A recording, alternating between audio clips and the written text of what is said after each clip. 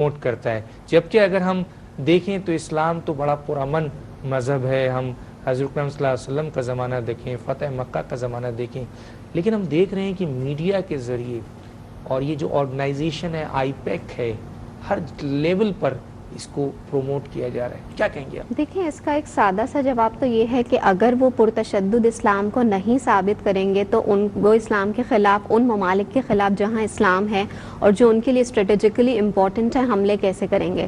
ایک جواب اس کا ابھی زید صاحب کی بات میں موجود تھا کہ بیت اللہ محسود وہ لوگ تو نہیں ہیں جو افغانستان میں لڑ رہے تھے, یہ وہ طالبان تو نہیں ہیں جن کو تیار کیا گیا تھا دشمن سے لڑنے کے لیے. یہ دشمن کے ایکچولی بھیجے ہوئے بندے ہیں جو لڑ رہے ہیں اور ملک کو توڑنا چاہتے ہیں.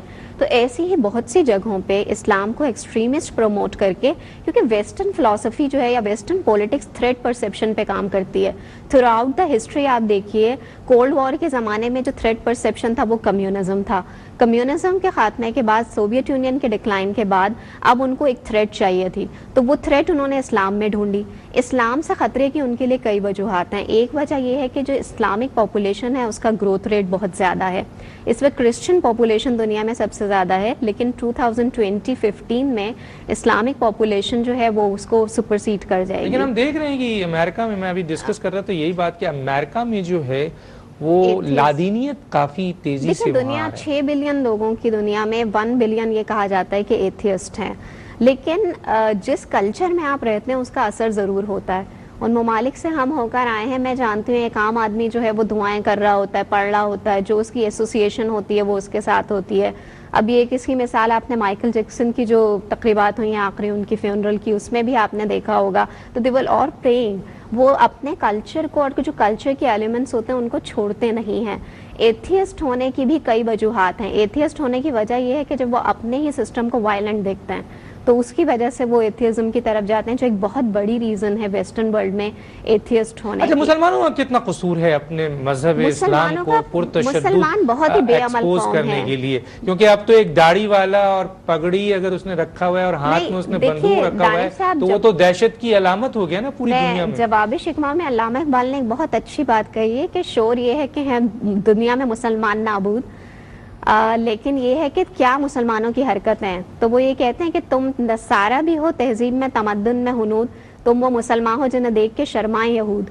تو ایسی حرکتیں کر جاتے ہیں, وہ بالکل بے عمل ہیں, لادینیت اپنا لی ہے انہوں نے جو مسلمان کا عمل. ہم بات کریں گے یہ آتے ہیں اس وقت. کیا آپ سمجھتے ہیں کہ القاعدہ اور امریکہ ایک دوسرے کو استعمال کر رہے ہیں؟ کیا کہیں گے آپ؟ دانش, اس میں کوئی شبہ نہیں ہے, دونوں کو ایک دوسرے کی ضرورت ہے.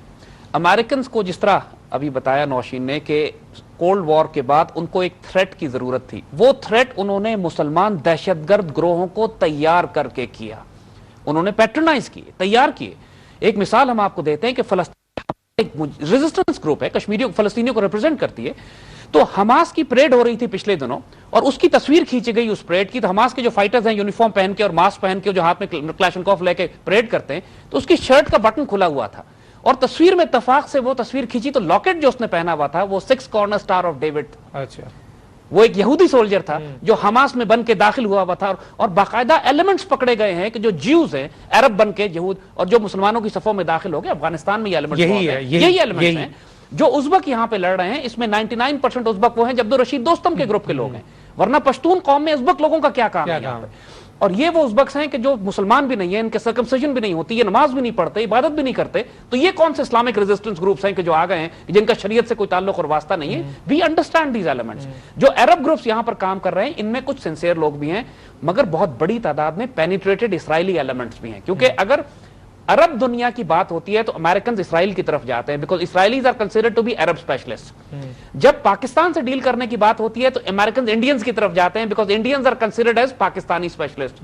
تو یہاں پر دونوں ایلیمنٹس ہیں, پشتون ایلیمنٹس, اور افغانستان میں جو کام ہو رہے ہیں اس میں انڈینز اور اسرائیلیز جیسوک کے ساتھ مل کر پاکستان کے نیوکلیئر ایسٹس کے خلاف ایک کامن اسٹریٹجک. رشیا کو کیا کہیں گے اس موقع پہ آپ نہیں سمجھتے کہ بلوچستان اور اس افغانستان رشیا کا اب انٹرسٹ, جو سوویت یونین جس کو ہم نے شکست دے کے تباہ و برباد کیا تھا, اب رشیا وہ نہیں ہے. اب رشیا مسلم دنیا سے دوستی کرنا چاہتا ہے, ہمارے پاکستان کے قریب آنا چاہتا ہے. ایس سی او کا جو کیمپ ہے, یعنی شنگھائی کوآپریشن آرگنائزیشن کا جو دوسرا کلیکٹیو سیکیورٹی ارینجمنٹ نیٹو کے مقابلے میں بلڈ ہو رہا ہے, رشیا اس کا ایک بہت بڑا ساتھی ہے. پاکستان کو یہ انوائٹ کرنا چاہتے ہیں, ہمیں آبزرور سٹیٹس دیا ہوا ہے انہوں نے, لیکن ہم داخل اس لیے نہیں ہو رہے ہیں کہ ہم وہ فیصلہ نہیں کر پا رہے کہ ہم اپنا عقد ثانی جو ہے وہ نیٹو کے ساتھ کریں یا ایس سی او کے ساتھ کریں. And we are not decisive. ورنہ جو ہمارے ریجن میں کلیکٹو سیکورٹی ارینجمنٹ ہے وہ اتنا بڑا ہے کہ اگر پاکستان، ایران، چائنا اور رشیا مل کر ہم ایک سیکورٹی بلاک بناتے ہیں تو افغانستان میں ممکن نہیں ہے امریکن اور نیٹو کے لیے کہ یہ یہاں بیٹھ کے ایگزسٹ کر سکے.